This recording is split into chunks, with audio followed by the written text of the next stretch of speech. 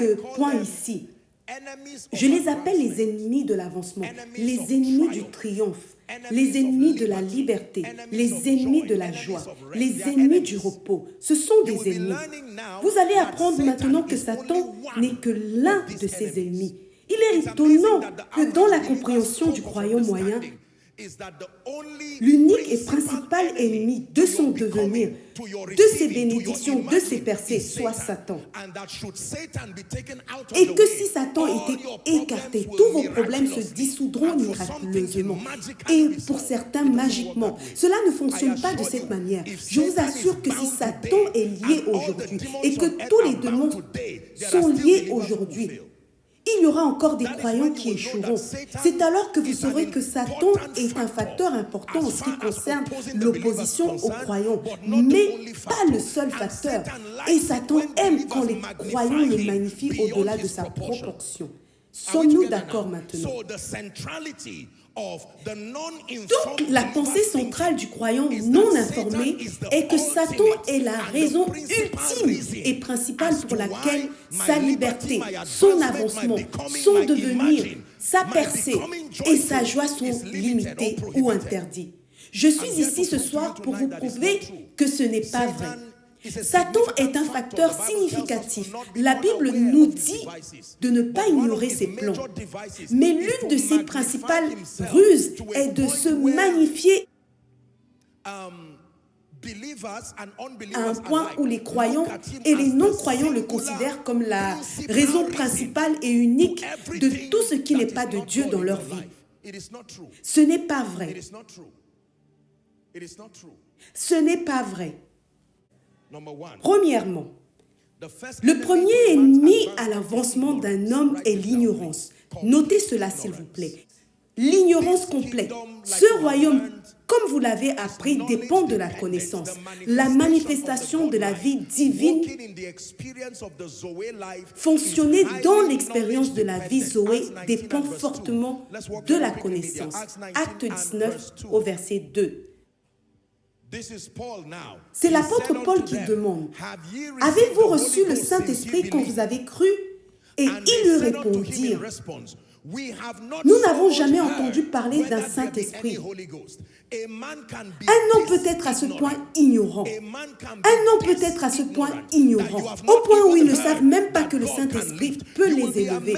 Vous serez étonnés de nombreux corpus de vérité spirituelle que vous tenez pour acquis ici. Il peut y avoir de nombreux croyants qui sont sauvés, mais qui n'ont même pas entendu dire que le Saint-Esprit puisse les aider, que la prière produit la puissance, que le fait de donner est lié à l'augmentation.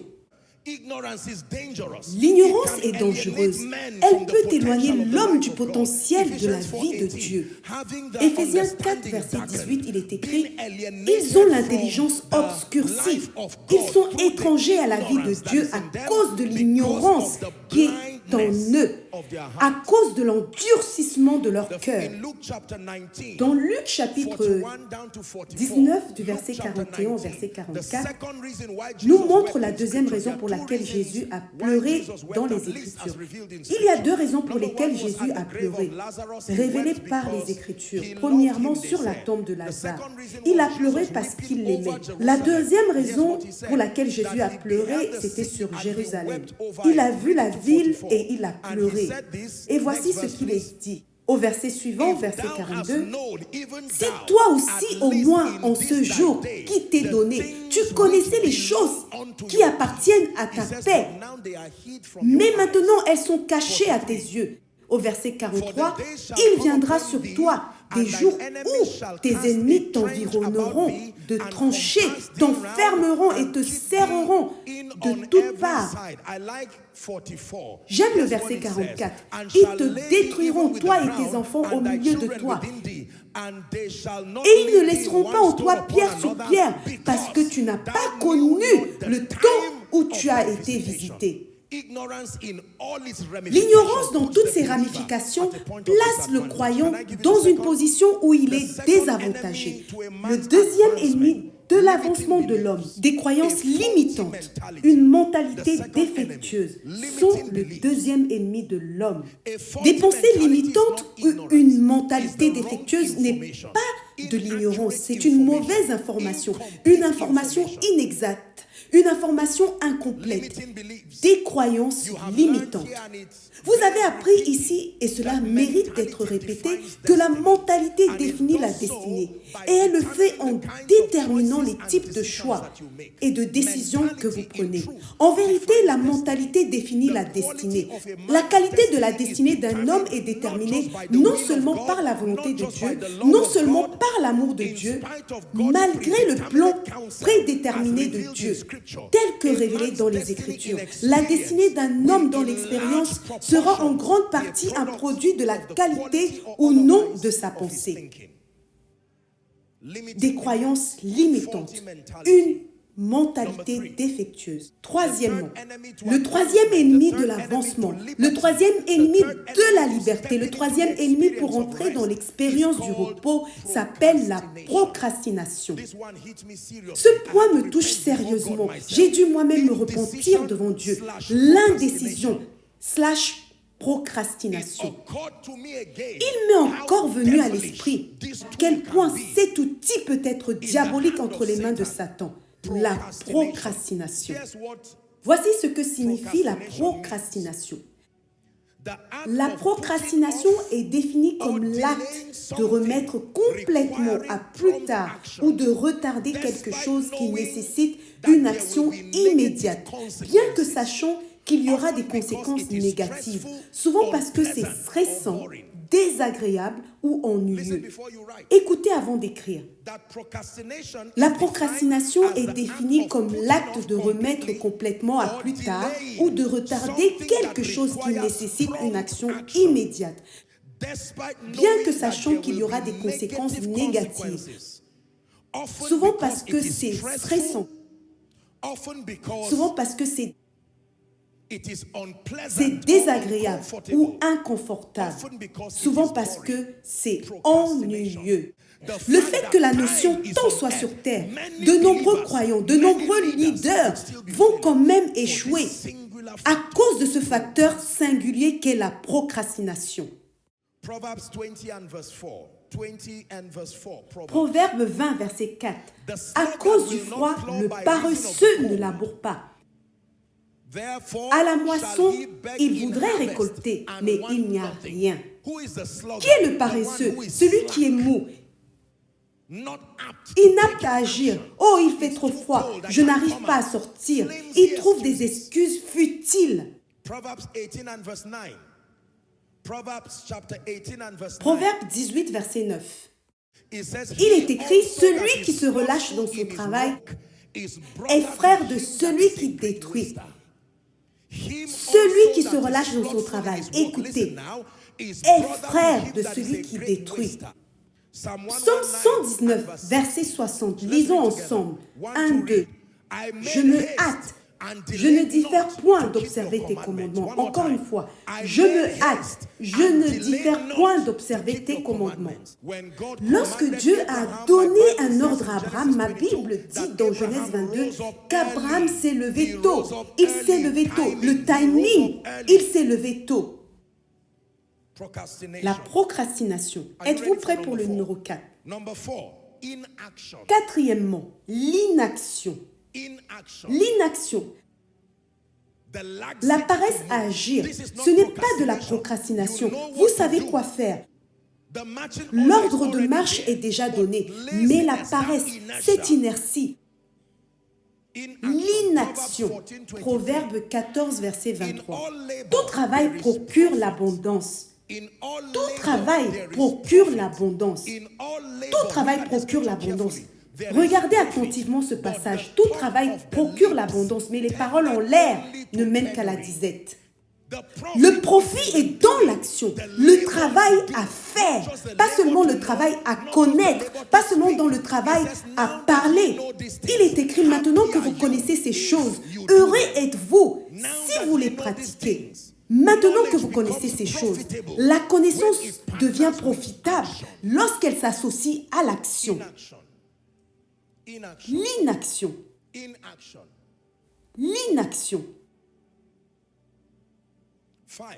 Cinquièmement, le cinquième ennemi de votre avancement, de votre triomphe, de votre liberté, de votre repos s'appelle le manque de stratégie. Ce point est très puissant, le manque de stratégie. Un autre mot est l'inefficacité, le manque de stratégie. Ce point concerne de nombreux leaders. Ils savent quoi faire. La prophétie est déjà là, la vision est déjà là. Mais je vous ai déjà dit que la prophétie plus la stratégie, c'est ce qui équivaut à la manifestation. C'est la vision plus la stratégie qui équivaut à la manifestation. Chaque parole prophétique nécessite une stratégie. Chaque vision nécessite une stratégie. Chaque saison nécessite une stratégie. Toutes les stratégies ne fonctionnent pas sur toutes les visions. Non, monsieur. Le moteur, par exemple, d'une voiture Toyota, aussi bien construit qu'il soit, peut ne pas convenir à une Mercedes. Beaucoup de gens ne parviennent pas à exceller parce qu'ils n'ont pas demeuré avec Dieu. Vous savez ce que Dieu vous a dit que vous deviendrez. Mais vous a-t-il dit comment cela se produira? Pas étonnant que Marie ait retenu l'ange et ait dit « Ne pars pas, comment cela se fera-t-il puisque je ne connais pas d'homme ?» Ne me dis pas simplement que cela va se produire. Comment cela se fera-t-il? Luc 1, verset 34. Elle lui demanda « Comment cela se fera-t-il puisque je ne connais point d'homme ?» Et la réponse arrive au verset 35. L'ange lui répondit « Le Saint-Esprit. » Savez-vous que c'est une puissante révélation? Cela signifie que tout ce qui est naturel a une dimension spirituelle. Dieu peut rediriger la même chose. Lorsque Dieu établit des principes, ce n'est pas parce qu'il est limité, c'est pour créer de l'ordre. Lorsque les situations nécessitent un changement, il peut rediriger les choses.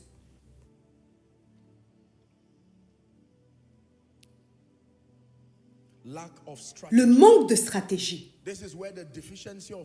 C'est là que le manque de sagesse punit beaucoup de gens.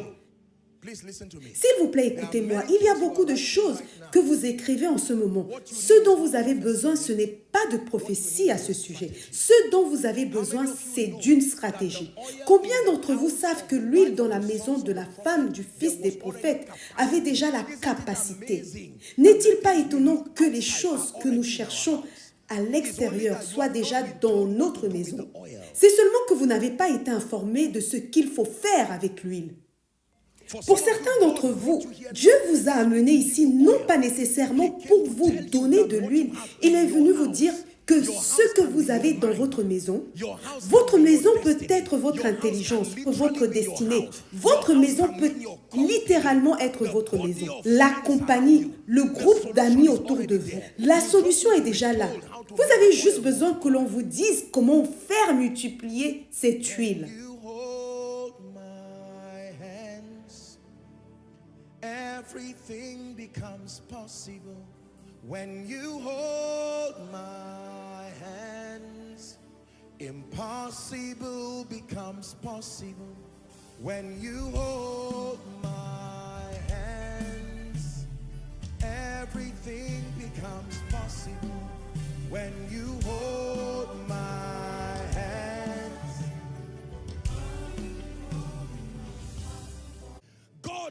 Dieu peut vous dire, je vais t'élever pour être un apôtre ou un prophète, un intercesseur. C'est une vision, ce n'est pas une stratégie. Si la stratégie ne vient pas, vous échouerez, comme si Dieu ne vous avait pas parlé. Alors Josué a dit, Seigneur, viens nous donner la stratégie. Et il a répondu, Josué, je sais que tu as travaillé avec Moïse pendant de nombreuses années. Tu l'as vu manifester différentes stratégies. Si tu utilises l'une de ces stratégies pour Jéricho, tu échoueras. Voici ta stratégie. Une fois par jour, fais le tour. Une fois.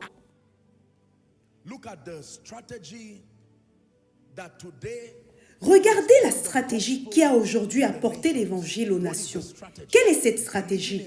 Croire en un rapport, que Jésus est sauveur, que Jésus est Seigneur, que Jésus est roi, qu'il vous a aimé suffisamment pour mourir pour vous.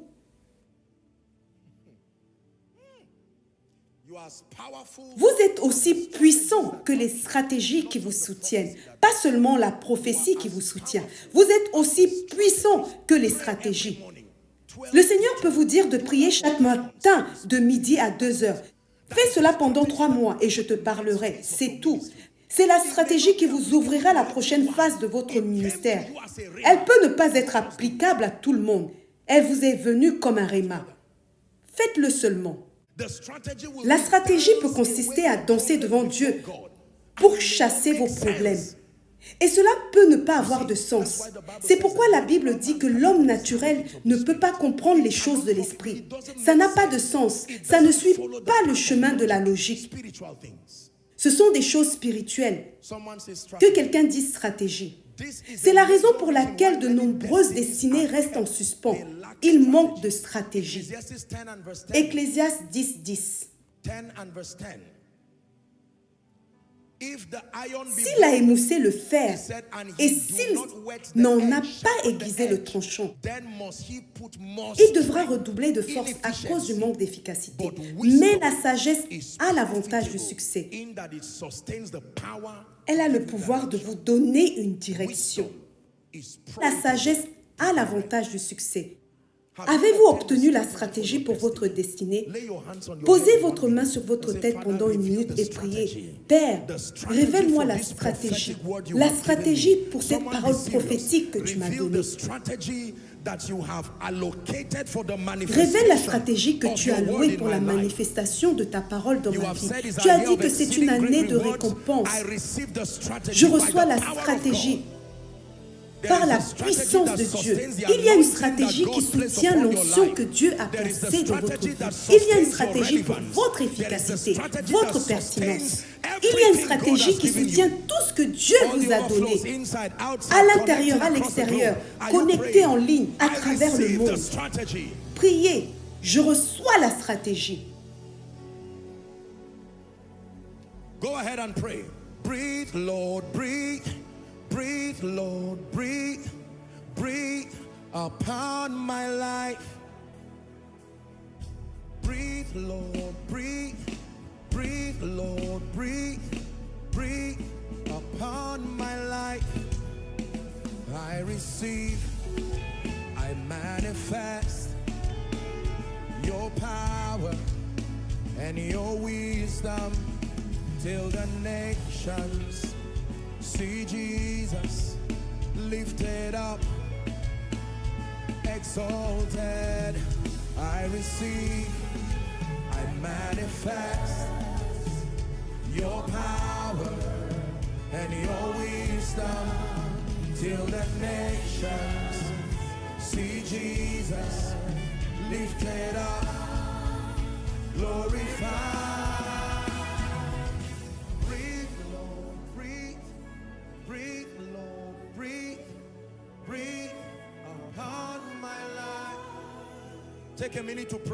Prenez 1 minute pour prier.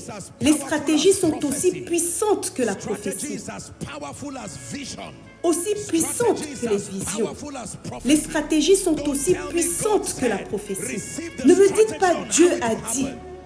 Recevez la stratégie de comment cela va arriver. Si Dieu vous dit d'aller de l'avant, recevez la stratégie. Votre victoire n'est pas seulement dans la prophétie. Votre victoire n'est pas seulement dans les visions. Vous devez obtenir la stratégie. Receive, manifest His power, His wisdom, till the nations see Jesus lifted up. Hallelujah.